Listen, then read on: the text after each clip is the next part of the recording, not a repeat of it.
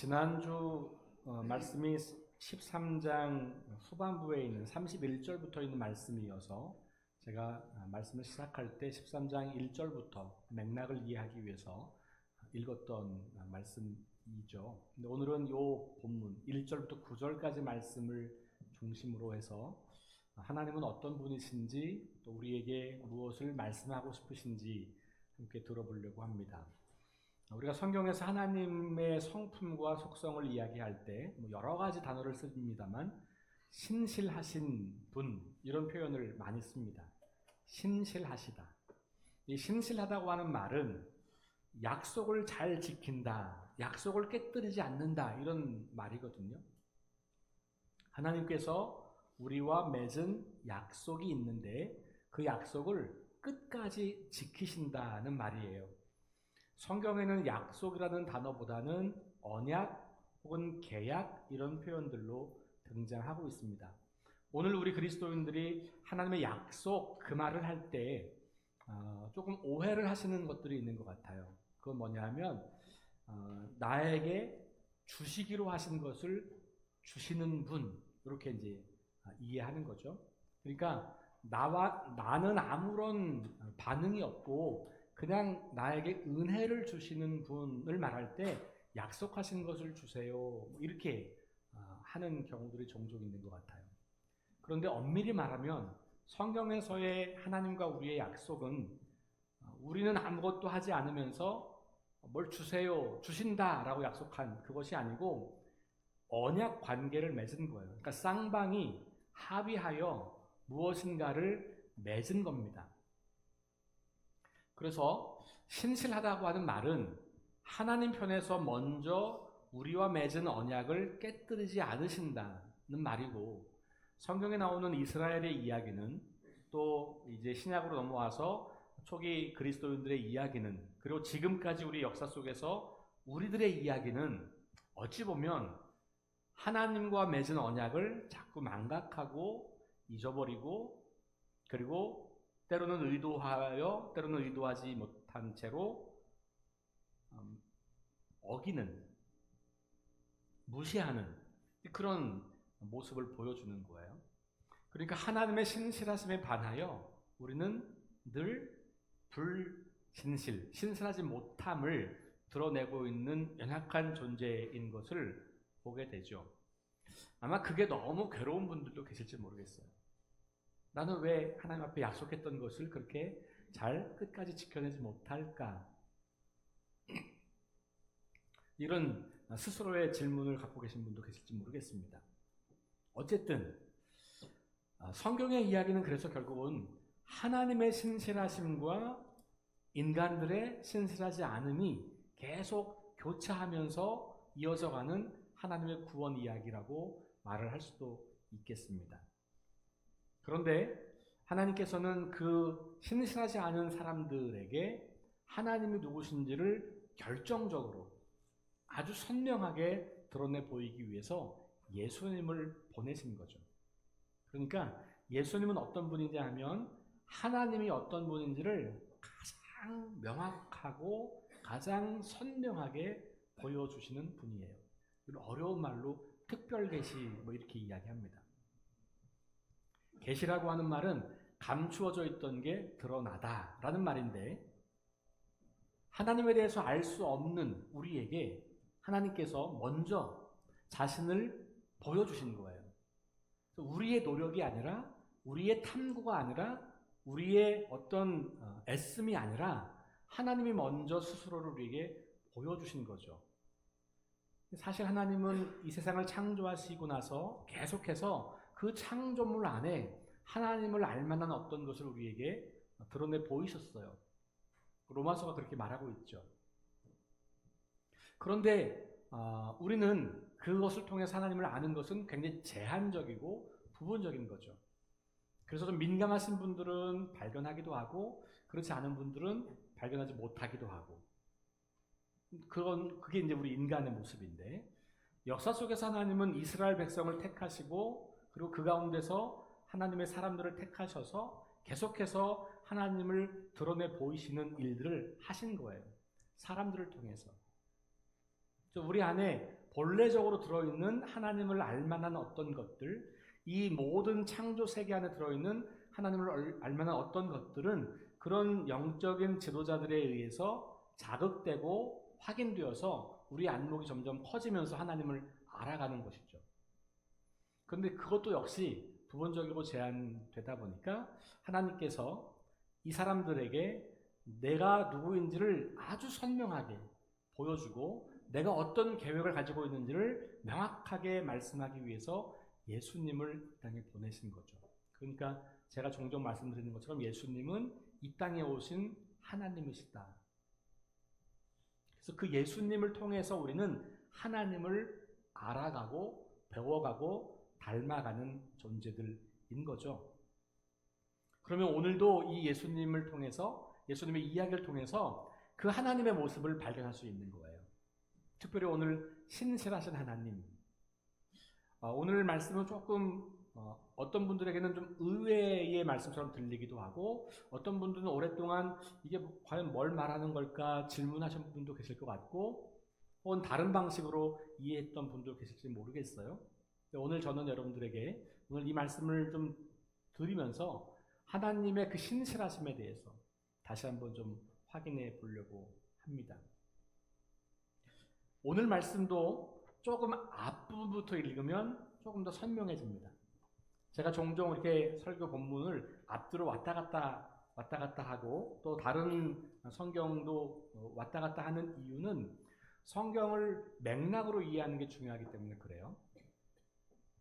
특정 본문 하나를 딱 끄집어내서 맥락을 다 없애고 이 본문만 가지고 보는 것도 나름 우리에게 의미가 있고 도움이 되고 은혜를 경험할 수 있는 것은 맞지만 조금 더 풍성하고 온전하게 이해하려면 맥락을 이해하는 게 좋습니다. 그런 의미에서 지금 우리가 올 1년 동안 성경을 통독하는 것은 그 맥락을 이해하는 좋은 방법 중에 하나예요. 그래서 성경 전체의 메시지를 알고 어떤 한 책을 보고 그리고 그 책의 어떤 부분을 보는 것 굉장히 중요한 거거든요.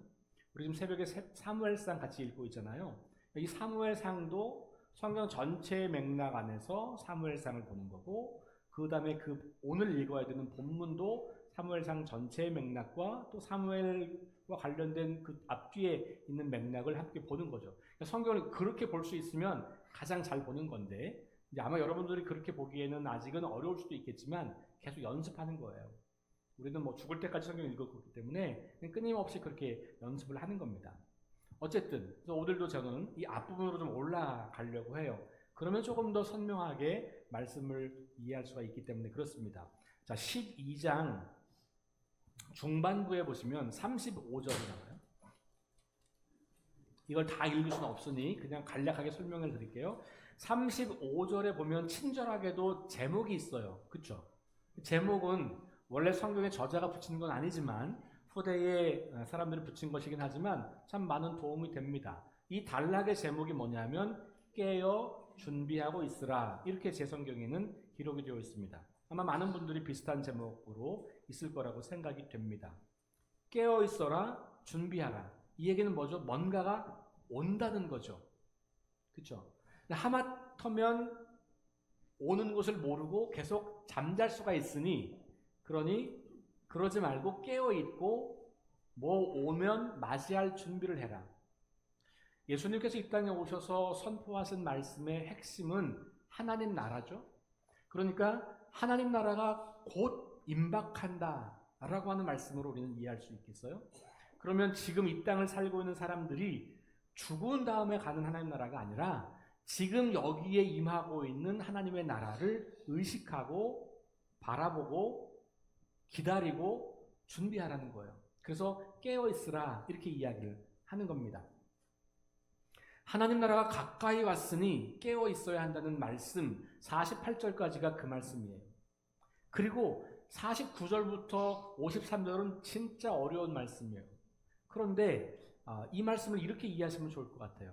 깨어 있는 사람들은 하나님의 나라가 온 것을 알고 받아들이고 그 나라 백성으로 살아가게 되고 그것을 모르는 사람들, 즉 깨어있지 않고 준비하지 않은 사람들은 여전히 이 세상 나라 방식으로 사는 사람들. 근데 그게 가족들 안에도 나눠줄 수 있다는 거예요. 그래서 그 가족들 안에서도 그것이 나누어져서 살아가는 삶의 방식이 갈등을 일으킬 수 있다.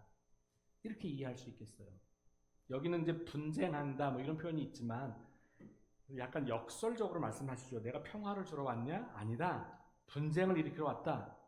이게 이해가 잘 안 되죠. 문자적으로 보면. 그런데 그렇게 이해하시는 거예요. 깨어서 준비해서 하나님 나라를 차지하고 그 나라 백성으로 사는 사람들과 그것을 알지 못하여 여전히 세상 방식으로 사는 사람들은 가족이라 할지라도 방식이 완전 달라지는 거예요. 그러니 우리가 그리스도인으로 이 땅을 산다는 것은 실은 갈등 속에서 사는 거예요. 충돌합니다. 세상의 가치와 세상의 방식과 충돌할 수밖에 없는 거죠. 그러니 거기에 갈등이 있고 어려움이 있을 수 있는 거예요. 자, 그 뒤에 나오는 말씀은 그러면 시대를 분별하는 눈을 갖는 것이 필요하다 그 얘기를 하는 거죠. 지금이 어느 때인지 하나님이랑 가까이 임하고 있는 건지 아니면 저 멀리서 올 생각도 안 하고 있는 건지 그건 나중에 우리가 죽은 다음에나 가는 나라인지 예수님 말씀하신 하나님 나라는 그런 건 아니잖아요. 우리가 계속해서 살펴보고 있지만 하나님 나라는 예수님과 동시에 이 땅에 임한 거예요. 그래서 이미 시작되었으나 아직 완성되지 않은 하나님 나라를 우리는 여기서부터 살아가는 것입니다. 죽은 다음에 구원받아 천국 가는 그런 것을 확장시켜서 여기에서부터 이미 우리는 구원받은 하나님 나라 백성으로 하나님 나라를 살아내는 것이죠. 그러려면 시대를 분별하는 눈이 필요하다. 그게 마지막 단락의 이야기예요. 54절부터 59절까지. 그러면 그렇게 시대가 분별되면 우리가 해야 할 일은 뭐냐? 화해하라는 겁니다. 화해. 누구랑 화해하냐 하면 여기 보니까 재판장이 있고 넘겨주는 사람이 있고 빚을 못 갚는 거예요. 우리에게 은혜를 베푸신 그분과 화해하라. 무슨 말일까요? 하나님과 화해하라는 거예요. 왜냐하면 하나님의 나라는 하나님과 화해한 사람들의 나라거든요. 그러니 깨어서 준비해서 그 나라가 온 것을 알아차리고 그 나라 백성이 되기로 결단했다면 그러면 우리가 해야 하는 가장 중요한 일은 하나님과의 관계를 점검하고 하나님과 화해를 하는 거죠. 그래야만 그 나라 백성으로 살아가는 겁니다. 예수님은 지금 그 말씀 하시는 거죠. 그러니까 사람들이 찾아왔어요. 오늘 말씀은 그 얘기를 다 듣고 어떤 사람들이 그때 찾아온 겁니다. 질문하는 거예요. 성경에는 그냥 짧게 기록되어 있습니다만 이런 사건인 것 같아요. 갈릴리 사람들이 제사를 드리고 있는데 그곳에 로마 군인들이 습격을 한 것 같아요. 사실 이게 성경에만 나와 있는 사건이고 그 시대 역사책엔 잘 기록이 보이지 않아서 이게 명확하게 어떤 사건인지를 풀어서 설명하지 않아서 좀 어렵긴 합니다만 역사적 맥락을 살펴보자면 로마 식민지였잖아요. 그러니까 로마의 황제가 모든 영토를 다스릴 수 없으니 그 지역마다 분봉왕을 세우고 또 그 지역마다 로마의 총독을 세워서 통치를 하죠. 우리 옛날 일제강점기 때 여기에 일본 총독부가 있었잖아요. 그런 것처럼 이제 이 유대 지역에도 총독부가 있는 거고 빌라도라고 하는 사람이 총독으로서 그 땅을 통치하고 있는 거죠. 물론 이제 헤롯이라고 하는 분봉 왕도 있었지만 또 로마에 직접 파견한 사람도 있는 것이죠. 근데 이 사람들에게는 로마 황제에게 잘 보이려면 내가 다스리고 통치하는 지역이 늘 평안해야 돼요. 그렇지 않겠어요? 근데 이 식민지 지배 백성들이 반란을 일으키거나 뭔가 막 소요를 일으키면 지도력에 의심이 될 거 아니겠어요? 그러면 황제로부터 야, 너 안 되겠다. 잘리겠죠. 그러니까 이 사람들의 역할은 뭐냐면 어떻게든 황제에게 인정받아서 내가 다스리는 땅에 아무 문제 없이 그 당시 로마가 주장했던 것처럼 로마의 평화를 유지하는 것. 이게 중요하죠. 그러니까 사람들이 많이 모이는 것에 대해서는 민감할 수밖에 없는 거예요. 근데 아마도 갈릴리 사람들이 함께 이게 글쎄 좀 확장해서 생각해 보면 이스라엘 백성들은 1년에 몇 차례씩은 반드시 예루살렘 성전에 와서 제물을 가지고 와서 제사를 드려야 되잖아요. 그러면서 사람들이 모이면 무슨 얘기 하겠어요? 그럼 모여서 이 억압된 현실을 이야기하면서 대항할 수도 있겠고, 아마 빌라도는 그런 것을 두려워했던 것 같습니다. 그래서 정확한 이유는 알 수 없겠지만 갈릴리 사람들의 이 제사에 아마 습격을 하고 공격을 해서 그들을 학살했던 것 같아요. 그런 이야기가 들려오는 것이죠. 그러니까 그들의 피가 제물에 섞여서 드려진 거죠. 의도적으로 그들의 피를 받아서 제물에 섞은 것인지, 아니면 잔인한 학살을 표현하기 위해서 제물에 그 피가 섞인 것인지 정확히는 알 수는 없겠지만 어쨌든 그런 이야기를 하는 거죠. 그러면서 이 사람의 질문은 뭐냐면, 거기서 그렇게 죽은 사람들도 있고 산 사람도 있겠죠. 또 그걸 본 사람도 있겠죠. 그러면 이 죽은 갈릴리 사람들이 살아있는 갈릴리 사람들에 비하면 더 죄가 많아서 그런 겁니까? 이런 질문을 하는 거예요. 이 질문을 하는 이유는 그 당시 세계관에서는 그게 정답이기 때문에 그래요.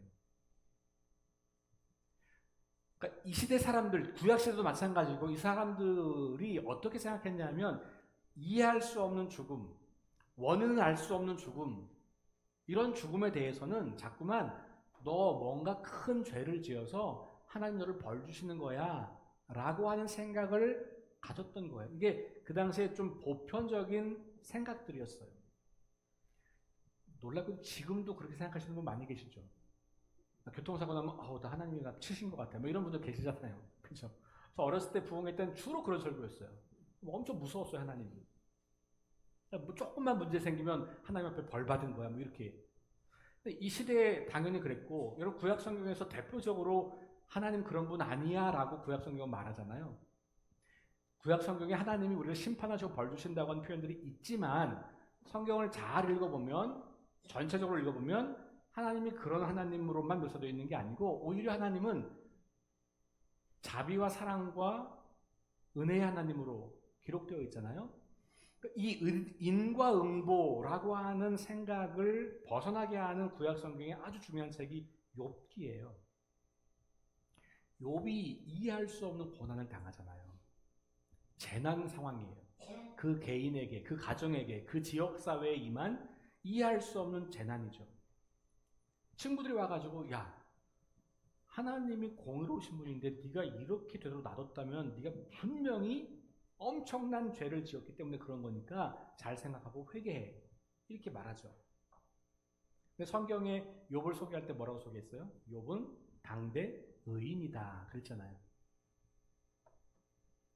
욥은 그 친구들의 이야기가 납득이 안 되는 거예요. 성경은 결국 이 욥기 이야기는 하나님이 그 사람들이 죄를 지었기 때문에 벌 주는 거야 이렇게 말씀하는 게 아니거든요. 이해할 수 없는 고난, 하나님만이 알 수 있는 그 상황 가운데서 우리에게는 펼쳐지는 그런 일들이 있다는 거죠. 아마 이 갈릴리 사람들의 학살 이야기도 그렇게 우리가 이해할 수 있겠죠. 예수님은 이 이야기에 답을 하시면서 더 많은 사람들이 알았을 법한 한 가지 이야기를 가지고 오십니다. 그게 뭐냐면 예루살렘에서 실로암 망대가 무너져가지고 18명이 죽은 사건을 이야기해요. 그러면서 똑같은 질문해요. 야, 이 18명이 다른 살아있는 사람들에 비해서 죄가 더 많아서 죽었다고 생각해? 그러니까 예수님은 이 질문을 가지고 있는 사람들에게 또 하나의 이야기를 들려주시면서 또 질문해요. 그러면서 명확하게, 너무나 선명하게 아니라고 말씀하시죠. 3절, 너희에게 이르노니 아니라. 5절, 너희에게 이르노니 아니라. 오늘 이 이야기에서는 예수님은 2번이나 반복해서 그런 거 아니야 이렇게 말씀하시는 거예요. 저 죽은 사람들이 너희들보다 죄가 더 많아서 죽은 거 아니다 라고 말씀하세요. 2번이나 했다는 거는 강조하고 싶으신 거예요. 좀 생각해 볼게. 그럴 수도 있을 것 같은데 이런 게 아니에요. 너무 선명하게 아니다라고 말씀하시죠. 우리가 하나님의 심판을 이야기할 때 사실 우리는 그건 다 알 수 없는 거잖아요. 그런데 우리가 성경에 나오는 부분적인 이야기들을 가지고 마치 하나님이 전부가 그런 것처럼 생각하는 경향들이 있어요. 사실 우리 사회에서도 이런 비슷한 재난들은 늘 있잖아요. 당장 어제 있었던 산불, 재난 상황이잖아요. 우리 지금 재난 선포가 되고 국가적으로 그렇게 되잖아요. 이런 일들은 끊임없이 일어나는 일들이잖아요. 안타까운 것은 그런 일들이 일어날 때마다 여기 사람들이 가지고 오는 질문과 같은 것을 설교로 하시는 목사님들이 종종 계셨어요. 지금도 계실 거예요, 아마. 벌 받아서 그런 거라고. 죄를 지어서 그런 거라고. 하나님께서 심판하신 거라고. 예수님과는 생각이 다른 분들이세요. 누굴 따라야 될까요? 누굴 따라야 돼요? 그 유명한 목사님을 따라야 돼요? 교인이 수천 명, 수만 명이니까 그분을 따라야 됩니까? 예수님 따라야죠, 예수님. 오늘 예수님 말씀 보세요. 너무 선명하게 아니라는 거예요. 그러면서 초점을 죽은 사람들이 아니라 어디로 돌리냐면 이 질문을 묻고 있는 사람들에게로 돌려요. 너희가 회개하지 않으면 너네도 망한다? 이렇게 말씀하시는 거예요. 사람들은요, 문제가 생기면 희생양을 만들어요. 그래서 그 희생양에게 모든 것을 다 뒤집어 씌워서 문제를 잠재워요. 그리고 우리의 책임을 면하려고 해요. 우리 기독교인들이 해왔던 방식은 똑같아요. 그 사람들을 죄인으로 몰아서 문제를 해결했어요. 근데 성경은 그렇게 말하기가 쉽지 않아요. 하나님의 심판 이야기가 분명히 있지만, 하나님이 우리를 벌 주시는 이야기가 분명히 있지만, 구약성경 여기저기에서 하나님께서 백성들을 심판하기 위해서 경고하시고 그렇게 하는 장면들이 분명히 있긴 하지만, 오늘 이 예수님의 말씀을 가만히 읽어보면 모든 케이스를 그렇게 이해하면 안 되겠네? 적어도 그 정도는 우리가 받아들일 수 있잖아요. 다 이해할 수 없더라도 예수님은 조금 다른 방식으로 이 사건을 이해하시네? 적어도 우리가 예수님을 따르는 사람들이라면 예수님의 이 생각을 우리가 가지고 고민하고 받아들이고 어떻게 이것을 따를지를 생각해야 되겠죠. 예수님의 관점은 죽은 사람들이 왜 그러냐, 이 사건은 왜 일어났냐, 이런 게 관심이 아니라 그걸 마주하는 너는 어떠냐, 너 괜찮아? 이렇게 질문하는 거예요. Are you okay? 이 무슨 말이에요? 너도 그런 순간에 거기서 죽임을 당했다면, 혹시라도, 아니면 그런 갑작스러운 죽음이 너한테 임한다면 너 하나님과의 관계가 괜찮을 것 같아? 하나님과 관계 안에서 있다가 그런 불의의 사고를 당한 거야? 아니면 하나님을 떠나 있다가 그렇게 된 거야? 핵심이 어디 있어요? 내가 하나님과 어떤 관계를 가지고 있냐에 있는 거예요. 그렇게 돌려보면 우리는 그런 재난 상황에서 재난을 맞이한 사람들을 위로하고 격려하고 그들을 돕고 그런 일을 전념을 다하면서 그들에게 비난을 돌리려고 하지 말고 그들을 따뜻한 사랑으로, 하나님의 사랑으로 그들을 감싸고 돌보면서 내가 만약에 이와 같은 사고로 생명을 잃었다면 하나님 앞에서 내가 감히 설 수 있는 그런 사람으로 살았는가를 돌아보라는 거예요. 그게 아니라면 뭐하라? 회개하라. 이렇게 말씀하시면서 그 뒤에 또 하나 비유를 들려주시는데 포도원 지기와 주인의 이야기예요. 포도원 지기가 그 주인의 포도원에다가 무화과 나무를 심었는데 3년째 아무 열매가 없어요. 그러니까 주인이 말하는 거예요. 야, 그 쓸모없는 거 찍어버려야 되겠다.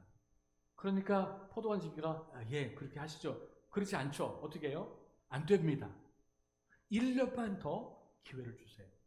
1년만 더 기회를 주시면 제가 이 나무가 잘 열매 맺도록 그렇게 하겠습니다. 라고 간청합니다. 또 한 번 기회를 주시는 거죠. 3년이나 기회를 주었지만 열매가 없는 그 나무에게 또 한 번의 기회를 주는 거예요. 오늘 설교의 제목이 또 한 번의 기회. 저는 하나님의 은혜를 생각할 때마다 또 한 번의 기회를 주시는 분이라는 생각을 많이 해요.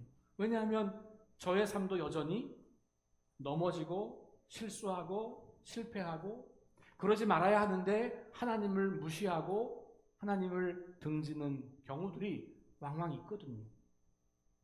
그렇게 안 하려고 애를 쓰지만 여전히 우리는 이 깨어진 세상 속에서 살아가면서 하나님 나라를 반대하고 하나님 나라를 어떻게든 막아내려고 하는 그 악한 세력들이 우리를 유혹하는데 그 유혹을 이기지 못하고 넘어갈 때가 있어요. 그러니 저도 넘어지고 실패하고 그런단 말이죠. 그런데 하나님 앞에 설 때마다 감사한 것은 나에게 또 한 번 기회를 주시는구나. 그러니 여러분, 우리가 이런 재난 상황과 이런 이해할 수 없는 고난 상황 앞에서 우리가 질문해야 될 질문은 하나님, 왜 저들이 죽었습니까? 이게 아니라 하나님, 왜 나를 살려두십니까? 이게 질문이어야 하는 거예요. 그렇죠. 나도 죽을 수 있잖아요. 내가 지금 죽어도 아무 이상한 게 아니잖아요. 왜 내가 살아있냐는 거죠. 왜? 그러니까 우리가 재난을 당한 사람들이 하는 질문이 하나님 왜 나한테 이런 시간을 주세요? 이런 질문이거든요. 근데 그때 우리는 사실은 다시 생각해보면 하나님 왜 이런 상황 가운데 나를 살게 하시나요? 이 질문이 우리한테 필요한 것이죠. 여러분, 그러니까 우리가 질문해야 돼요. 내가 오늘도 하루를 살아갈 수 있다면, 밤에 잠을 자고 아침에 눈을 뜰 수 있다면, 그리고 나에게 또 선물 같은 하루가 주어졌다면, 그럼 우리는 생각하는 거죠. 하나님, 오늘 하루 저를 살려주시는 이유가 무엇인가요? 오늘 또 하루 기회를 주시는 이유가 무엇일까요? 질문하시고 그 질문에 답하는 인생을 살아가는 거죠. 이미 임한 하나님 나라 백성으로 오늘도 그 나라를 드러내고 선포하며 하루를 살아가는 것입니다. 사랑하는 여러분, 하나님은 오늘 우리에게 또 한 번의 기회를 주시는 분이라는 것 기억합시다. 우리가 살아갈 수 있는 이유는 내 능력이나 내 힘이나 내 공로가 아니라 하나님이 오늘도 또 한 번의 기회를 주셨기 때문이라는 것을 기억합시다. 그리고 회개하고 하나님과의 관계를 점검하고 그 하나님 안에서 오늘도 거룩한 삶을 살아가는 저와 여러분들 수 있기를 주의 이름으로 축원합니다.